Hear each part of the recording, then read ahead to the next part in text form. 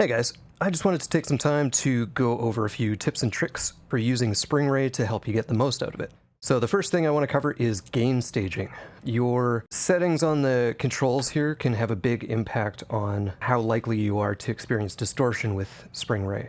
And so you do have a clip LED to let you know if there is clipping going on. If that's lighting, it doesn't always mean that it's going to sound awful, but it does give you an important heads up. If you are experiencing clipping, there's a few things that are likely to cause it and a few things that you can do to avoid it. So let's just bring up our signal from Plonk here. The most obvious cause of clipping is if your input signal's too hot. So if I bring up the output gain on Plonk, you can see we're getting clipping pretty quickly. So if I just reduce the drive, this reduces the input signal, and that's an easy way to eliminate clipping. I'm going to bring that back down to 0 so I can bring the drive back up. The second likely cause of clipping is feedback.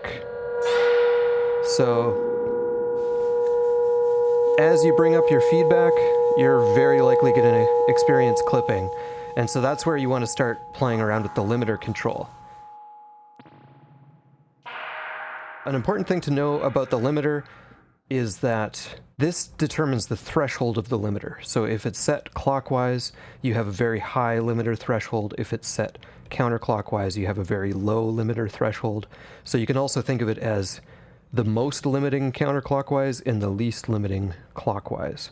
So if we bring up that feedback again, if we reduce that limiter all the way, with feedback cranked, it's still pretty subtle, and as we increase the limiter threshold, we can let more and more of that feedback through until we start getting clipping.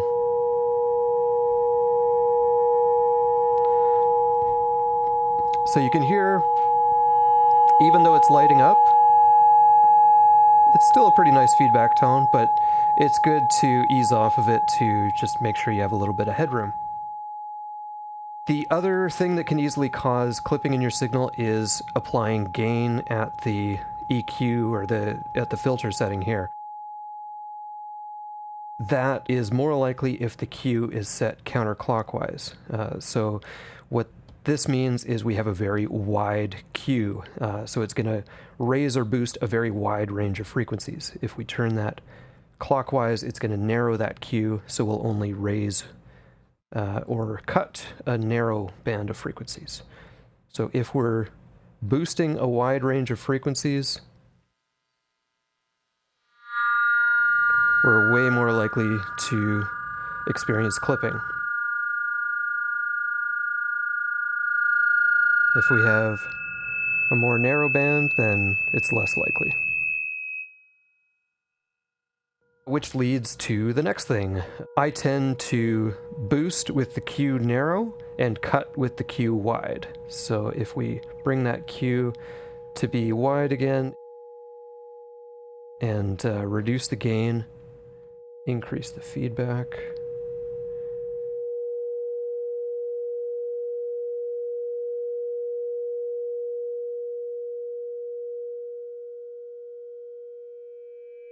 So by cutting a wide frequency range, you can cut that resonant feedback frequency and it'll swell up in a different frequency range.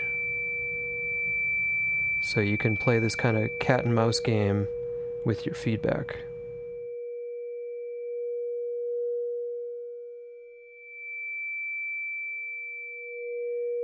Now if you narrow that Q, the effect of it is a lot more subtle. But if you boost the gain, it's a lot more noticeable. And you can determine the frequency of that feedback swell.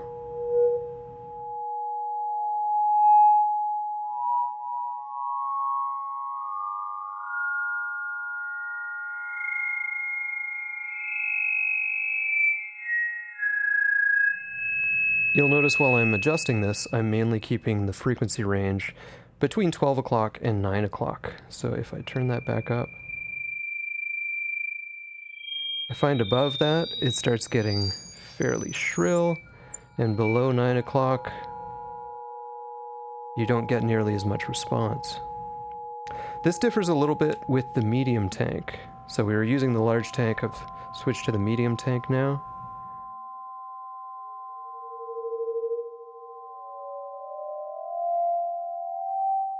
I also find that the medium tank responds to changes in frequency in the feedback a lot more quickly.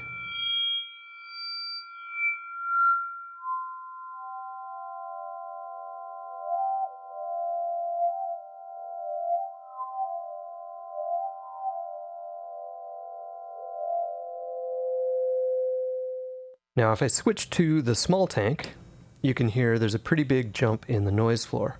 And that's because the small tank is nestled behind these two plonks inside the case. Digital modules like Plonk, Rainmaker, and Shapeshifter are going to throw off a lot of electromagnetic interference, and this little guy is going to act like an antenna and pick that up. It's worth experimenting with different placements of the small tank inside your case to figure out where is the most quiet location. Sometimes just moving it a few inches can make a big difference. You can reduce that quite a bit by especially if you have the Q set wide. You can hear it's quite a bit more noticeable. If I increase it, if I dip it, then you can reduce it quite a bit. But it's also a lot of fun to play around with that noise if you add feedback.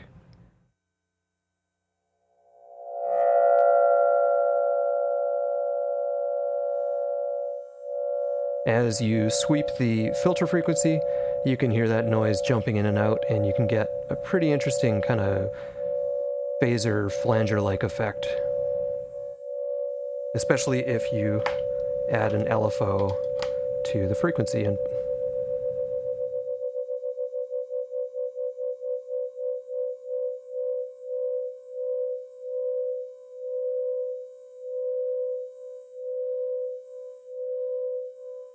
now I mentioned I tend to use the frequency knob between 12 and 9 o'clock.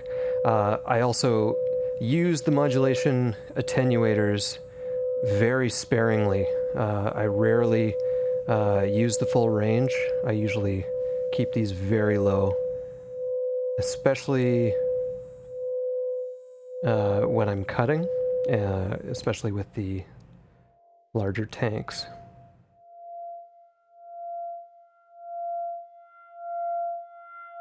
So you can now use the frequency knob to determine the center, and because I'm setting a bipolar LFO, this is going to determine the range above and below that frequency.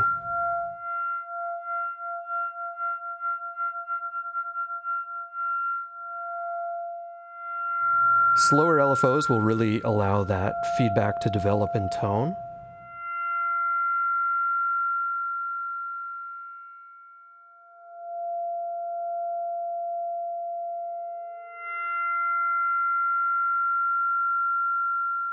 And if we boost the gain,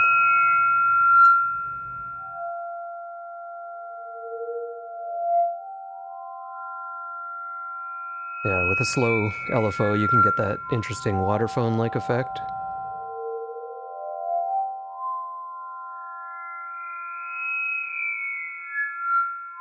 So if I increase this to the full range,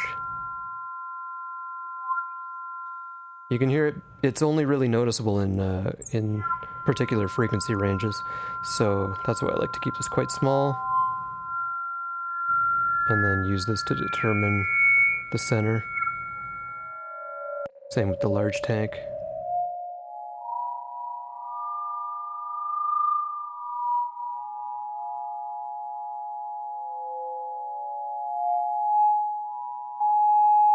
Now, likewise with modulating gain, you want to be pretty sparing with modulating it, and you have to be careful as well about how you treat the Q and your limiter settings when you're modulating gain.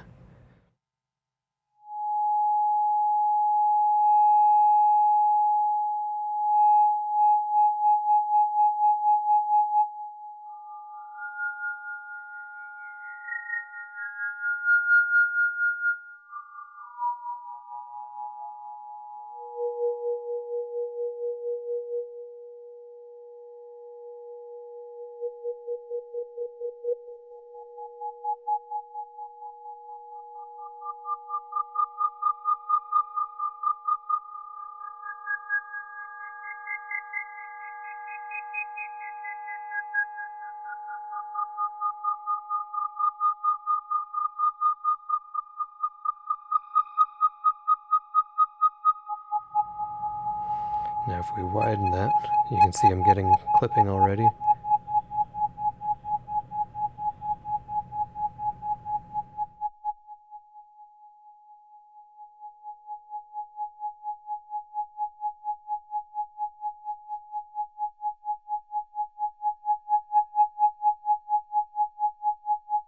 So it's a good rule of thumb to start with the limiter low and gradually increase it until you start getting clipping, and that's a good way to set your levels to keep things under control.